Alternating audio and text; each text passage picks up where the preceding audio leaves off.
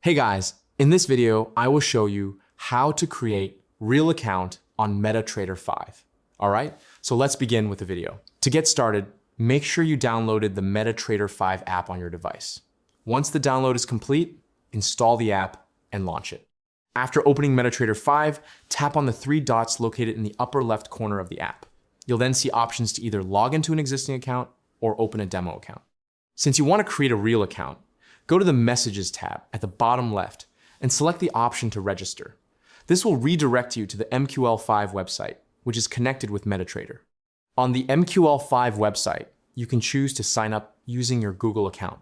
Select your Gmail account and continue. After a few moments, you'll be taken to the account creation page where your account setup will be completed. Next, check your email inbox for a confirmation email from MetaTrader 5 or MQL5.